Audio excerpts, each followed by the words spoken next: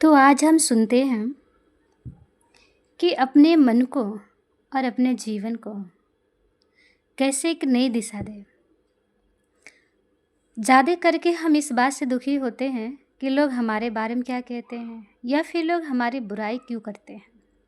इस बात से हम ज़्यादा करके हम सभी मनुष्य जीवन में दुखी रहते हैं। लेकिन अगर कोई आपका बुराई करे या आपकी महिमा करे, दोनों में ही हमारा ही फ़ायदा होता है, क्योंकि महिमा करेगा तो वो हमारे आंतरिक शक्ति को एक बढ़ावा मिलता है। अगर कोई बुराई करता है तो हमें सोचना चाहिए कि हो सकता है हमारे अंदर कुछ ऐसी बुराइयां हैं जो बाहर निकल के बाहर आ जाएंगे, जिससे हमारे अंदर और निखार आएगा।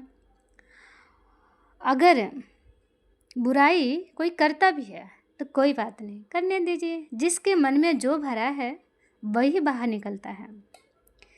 तो इसीलिए अपने मन को शांत शीतल रखिए। कोई आपके बारे में बुराई कर रहा है, आपका परचिंतन कर रहा है, उसके करने या ना करने से हमारे जीवन पे कोई फ़र्क नहीं पड़ता। फ़र्क तब पड़ता है जब उसे हम अपने मन में धारण करते हैं या उस बात को लेके हम बहुत डिस्टर्ब रहते हैं या मन में उस चीज़ को भर लेते हैं, तब हम बहुत ज़्यादा दुखी होते हैं। तो इस बात का ध्यान रखिए, बुराई वही करता है जो खुद बुरा होता है। तो इसीलिए बुराई करने वालों से दुखी मत होइए, करने दीजिए, क्योंकि कुछ तो लोगों के पास करने के लिए होना चाहिए ना। क्योंकि अच्छे काम तो हम कर सकते हैं, तो बुरे काम वो कर सकते हैं।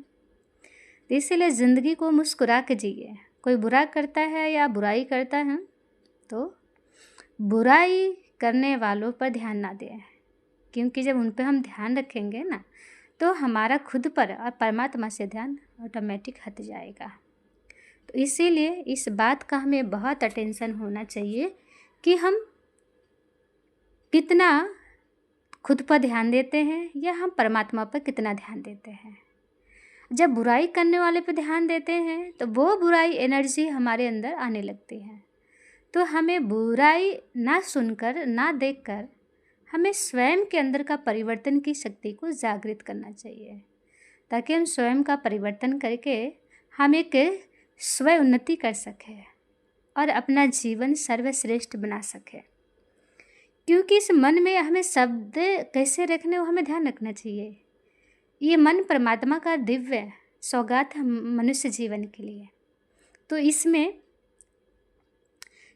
इसमें अच्छी अच्छी बातें ही रखिए, क्योंकि ये मन है, डस्टबिन नहीं है कि हम इसमें कचरा भरी ही बातें हम रखें, कचरा ही कचरा रखें ना।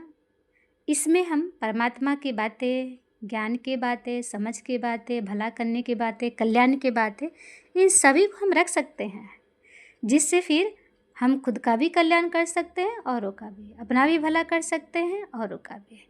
तीनों बातों का ध्यान रखते हुए हमें इस बात को समझ लेना चाहिए कि बुरा देखन मैं चला, बुरा ना मिलिहा कोई।